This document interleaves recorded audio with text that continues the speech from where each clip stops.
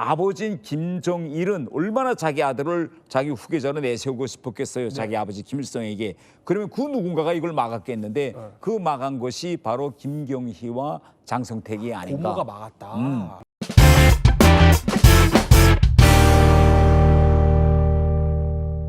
자, 그러면 이제 김정은의 공포 정책 혁명화 얘기를 살펴봤다면 이제 다음 키워드가 또 준비되어 있습니다. 다음은 김옥의 정치범 수용소라는 겁니다. 이제 김옥이라고 하면 김정일의 부인으로 또 알려져 있어요. 그러니까 김정은 입장에서 친모는 아니고 이제 계모인 건데 정치범 수용소는 이게 무슨 연관이 있는 거죠? 북한에서 체제, 우리로 말하면 우리식 표현 반체제, 네. 반체제 인사들이 끌려가는 곳인데 일단 정치범 수용소에 끌려가면 다시 나오지 못합니다.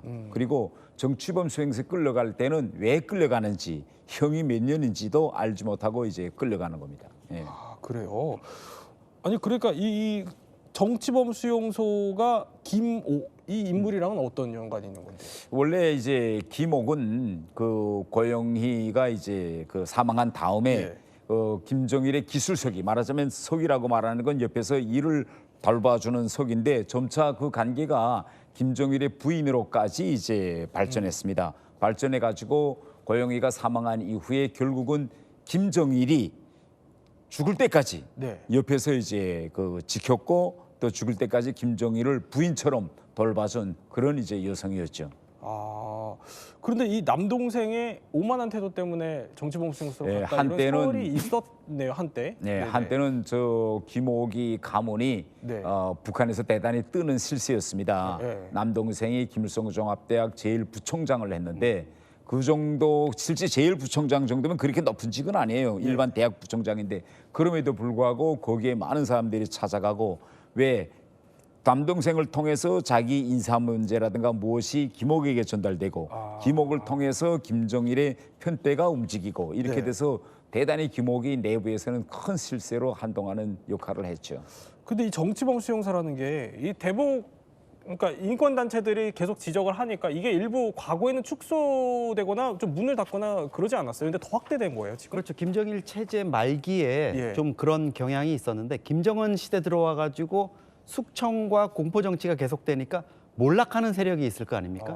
그 당사자들은 처형을 당하지만 그 일가족이나 이런 쪽은 정말 뭐 다시는 나올 수 없는 이런 관리소라고 불리는 이런 정치범 수용소에 수용이 되는 이런 상황이 많다 보니까 이게 늘어나게 된 거죠. 그래서 개천과 요덕, 명간, 개천, 청진 이렇게 5개 수용소가 운영되는 걸로 알려져 있는데요.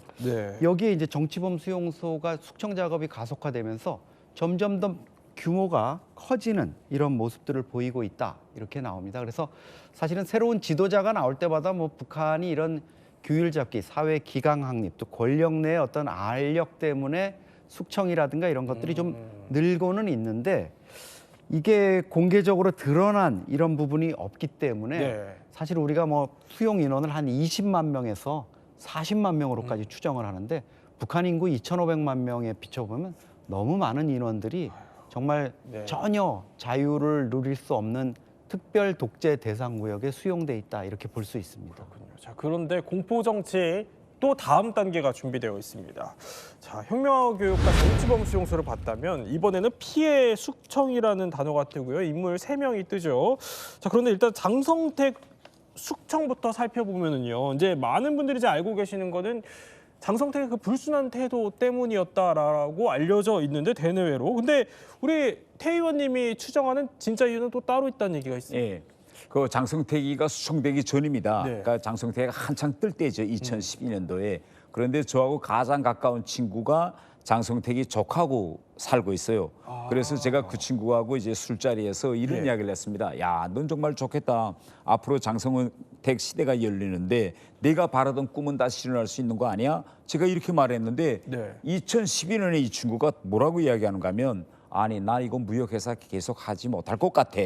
그래서 왜 하니까 장성택이가 친척들을 다 모아놓고 자, 이제부터 우리 가문에 대해서 김정은이가 지금 들여다보기 시작했으니 장사하는 걸 다 빨리빨리 접고 무역회사들에서 나와라. 빨리 준비들 해라. 이렇게 이야기해서 자기도 이제 무역회사를 접고 일반 인으로 나가야 되겠다 이런 걱정을 하는 거였어요. 내가 이 남반이 왜 이런 쓸데없는 걱정을 할까? 지금 마음 먹은 거 다 하는 시대가 오는데 했는데 정말 1년도 안 돼서 2013년에 본인 뭐 장성택은 더 말할 데 없고 본인도 정치범 수용소로 끌려가는 거예요. 그래서 왜 2012년에 그렇게 장성택이 한참 뜰 때 그 주변 친척들과 가문은 불안했을까? 왜요? 이런 그래서 여러 가지로 추정해 보면 이 김정은이가 겉으로는 장성택에 대해서 뭐 표현을 안 했지만 내부에는 이 김정은과 김정은의 생모 고영이가 장성택을 대단히 좋아하는 것 같습니다. 그 이유는요.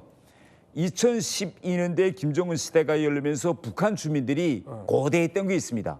김정은이 바로 할아버지 김일성과 찍은 사진. 사진이 없어요.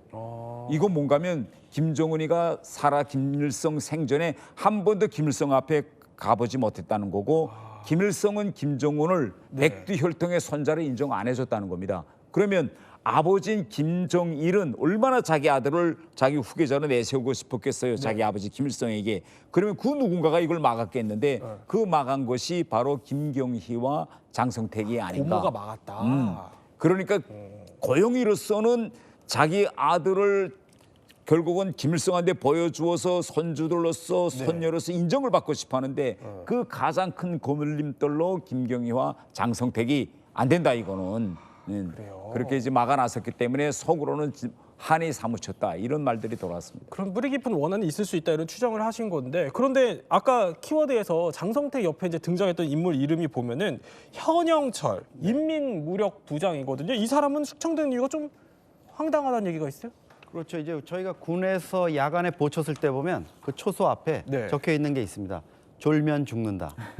현영철도 졸다가 김정은이 주재한 회의에서 깜빡 조는 모습이 포착됐는데 이게 저기 사진에도 보시지만은 북한관영 조선중앙통신이 저 영상을 공개를 했어요.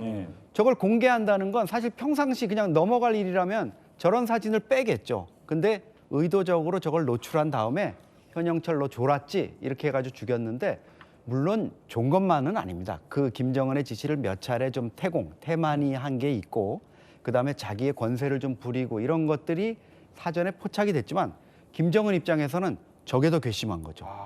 장성택도 처형할 때 보면은 그 재판문에 보면은 판결문에 보면 뭐 중국에 석탄을 팔아먹었다든가 이런 것들도 나오지만 김정은 앞에서 건성건성 박수를 쳤다. 이게 판결문에 나오거든요. 그래요.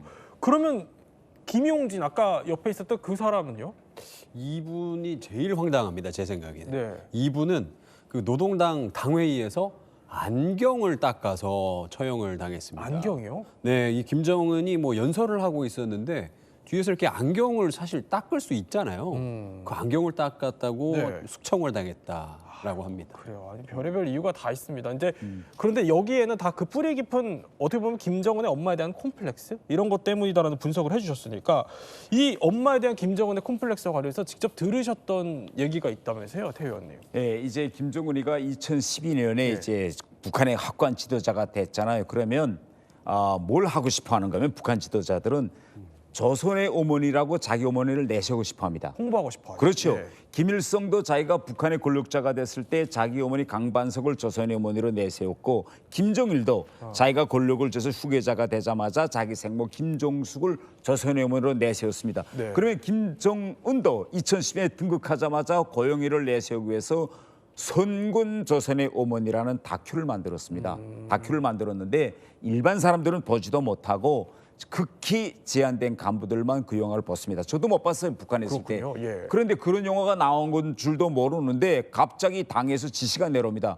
전체 당원들 앉혀놓고 선군 조선의 어머니 영화를 본 사람은 자백하라. 용서해 줄게 자백서를 쓰라는 거예요. 그래서 아니 이런 영화가 나왔다고 누가 봤어요? 옆에 보니까 그때 보니까 본 친구들이 있어요. 영화가 외부로 유출됐거든요. 그렇군요. 그런데 영화가 외부로 유출됐을 뿐만 아니라 그 영화가 짜장 하고 유튜브에 올라왔습니다. 북한에서는 그렇게 이거 금지 영화로 돼 있는 것이니까 누구냐라고 이제 숙청이 벌어져서 끝내 잡긴 잡았는데 제가 한국에 온 다음에 해외에 나와서 저 영화를 한번 봤어요. 왜 저 영화를 김정은이가 못 보게 했을까? 나온 다음에 아무리 봐도 자기 어머니를 내세우고 싶겠는데 근데 영화 애 말미에 어떤 장면이 나오는가 하면 고영이가 김정일 앞에서 아마 생일 같아요. 충성 맹세를 다집니다. 육성으로. 뭐 나는 장군님을 어떻게 받들었고 막 하는데 그 육성을 듣는 순간에 나도 몸이 찌릿합니다. 왜 찌릿한가 하면 발음이 이상해요. 네. 북한식 딱 듣는 순간에 이 여자는 북한 여자가 아니구나. 아, 그래요? 째뽀로구나. 발음이? 라는 게 이거는 절대 못 고칩니다. 이 발언을. 제일 겹고. 그래서 다 그때 딱 듣고 이거 이 째뽀로구나 하는 게 네. 영화만 보면 순간에 알려지는 겁니다. 그래서 그런 이유로 그러니까 자기 어머니가 북한에서의 기본 성분이 아닌 그런 이유로 콤플렉스가 있지 않은가 이렇게 태연 짧게 여쭤보면 우리가 이제 이 이야기를 짚어보는 이유가 김정은의 그 연쇄 방문을 계기로 한번 짚어보는 겁니다. 김정은의 공포 정치 숙청 이거 언제까지 이어질까요? 글쎄요. 저는 저런 식으로 사람들을 계속 잡아놓고 죽이고 숙청하고 이런 통치는 저는 오래가지 못할 것이다. 저만큼 그 언젠가 이제 끝이 날 것이라고 이제 저는 생각합니다. 북한 내부에서도 불만이 상당하겠죠. 상당하죠. 얼마나 많은 사람들이 죽고 수청되고 지금 현재 우크라이나에서 북한 젊은이들이 죽어가고 있고. 네, 세 분과 함께 김정은의 공포 정치에 대해서 한번 몰랐던 이야기 저희 살펴봤습니다.